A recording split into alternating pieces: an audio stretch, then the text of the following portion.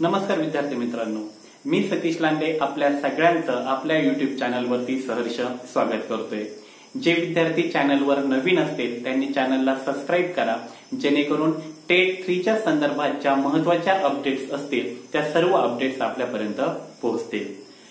मित्रांनो, आज परीक्षा परिषदेच्या अधिकृत संकेतस्थळावर एक महत्त्वाचं नोटिफिकेशन आलेलं आहे आणि हे महत्त्वाचं नोटिफिकेशन आहे बीएड ॲपियड असलेल्या विद्यार्थ्यांसाठी।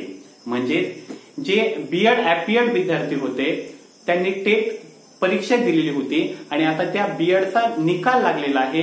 तर बीएडचा निकाल लागल्याचं जे गुणपत्रक आहे ते गुणपत्रक विद्यार्थ्यांनी परीक्षा परिषदेला मेल करावं या संबंधीचं ते नोटिफिकेशन आहे। म्हणजे आपले जे बीएड ॲपियड असलेले जे विद्यार्थी आहेत त्यांनी टेट 3 दिली होती आणि आता त्या बीएड परीक्षेचा निकाल लागलेला आहे।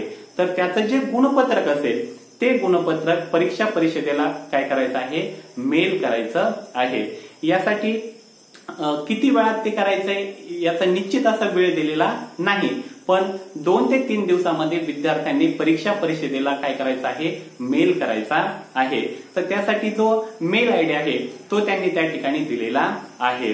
तर तो मेल आयडी आहे msce.tet2025@gmail.com।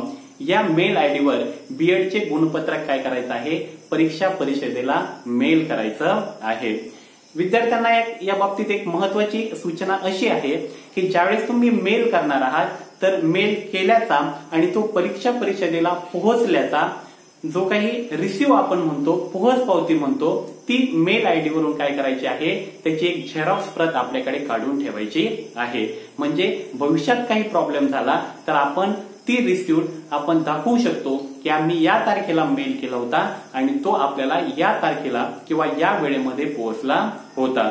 म्हणून बीएडचे जे ॲपियड विद्यार्थी आहेत त्यांनी आपलं बीएडचं जे गुणपत्रक आहे ते परीक्षा परिषदेला काय करायचं आहे, मेल करायचं आहे। तर त्यांनी ते लवकरात लवकर काय करायचं आहे, परीक्षा परिषदेला मेल करायचं आहे। तर हेच महत्त्वाचं नोटिफिकेशन या ठिकाणी होतं।